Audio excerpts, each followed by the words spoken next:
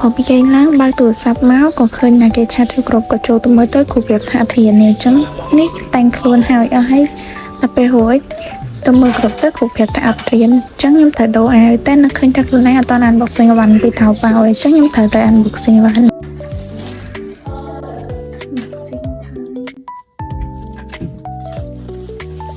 phải được tôi chụp là thành sử dụng này យេតើវ៉ាន់នេះខ្ញុំទិញជាមាន11កញ្ចប់ហើយ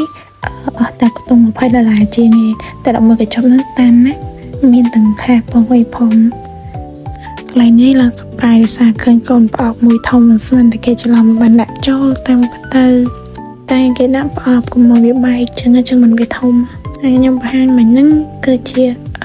ខែទូរស័ព្ទហើយនេះហ្នឹងឯងខ្ញុំ surprise ថាវាធំហើយអត់ដឹងអីចាហើយកំពុងទុកទៅ unboxing នៅចុងក្រោយគេហើយ finally ខ្ញុំលែងចាញ់តែម្ដងបើប្អមមកសង្ហាចិត្តដែរបន្តែរីដោយសារតែស្មានតែបាត់ប្អមផ្កាយមួយកន្លែងនេះខ្ញុំកាត់មកដល់ពេល unboxing ខ្ញុំមកហើយមានកាត់ទៅមកទៅហត់ឡើងសង្ហាចិត្តហើយពេលហ្នឹងស្មានតែបាច់ចុះតែអីដល់មក it's okay ខ្ញុំពណ៌នេះកំពុងទិញពណ៌ខ្មៅដោយសារតែពណ៌សប្រឡាក់ពេកអានេះចូលមកនៅកញ្ចប់ទី2ចំពោះកញ្ចប់ទី2ហ្នឹងផ្កាប្រដាប់បត់ផ្កាយនេះសិនតែចង់បត់លេងអត់ការងារធ្វើទៅក៏ចេះតែទិញមកបត់ទៅតែនេះភ្លឺពេលយប់កញ្ចប់ទី5នេះនិយាយទៅនៅខ្មែរមានខាសសក់ប៉ុន្តែខ្ញុំអត់ចង់ទិញនៅខ្មែរចង់ទិញនៅចិនកញ្ចប់មួយនេះដូចជាប្រភេទប្រដាប់មូសអាពេលមួយទឹកហើយតែវាឡើងខ្ជូតតែពេលបើកមក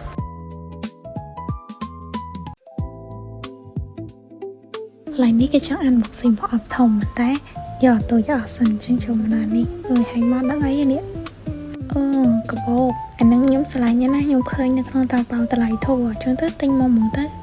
គូចំមកពី account នឹងឡើងដល់ 2k follower ខ្ញុំនឹងចែកកបោកឲ្យ top fan មួយអានេះ giveaway សម្រាប់ខ្ញុំជូនអ្នកទាំងគ្នាសម្រាប់ 2k follower បើសិនជា account ហ្នឹងឡើងដល់ 2k មែននេះខ្ញុំ unboxing កូនពូសុតតែកន្លែងខ្ញុំឃើញគេមានលក់អីប៉ុន្តែខ្ញុំអត់ចង់ទិញនៅខ្មែរខ្ញុំសុខចិត្តទៅទិញនៅចិនតែអត់ដឹងឯណាថាពូនឹងមាន sensor កន្លែងនេះគ្រាន់តែប្រហែលហើយក៏ដើរទៅបិទភ្លើងសាក់មើលតែបិទភ្លើងទៅកាយ it's a surprise with sensor មែនតើណាម៉ាធ្វើមកជាមួយខ្ញុំបើកភ្លើង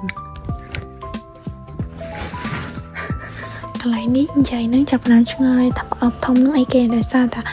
បាត់កន្លងផ្កាយមួយដល់ពេលឆ្ងល់ចឹងទៅចាប់ផ្ដើមមកមើលហៀងមុខហៀងមើលអត់យល់ដែរចាហើយ unboxing មកបច្រាស់ពេញហ្នឹង guys how like you kind of like ក៏វាទៅខ្ចប់ដល់មួយនោះនេះកន្លែងនេះហ្នឹងវារៀងមានអារម្មណ៍ថាថោកហើយទឹកខ្ចប់ឡើងលយហើយមានអារម្មណ៍ថាសុបាយមួយអត់មកឡើងស្អាត So លើវីដេអូខ្ញុំក៏បានបញ្ចប់តែបាយបាយ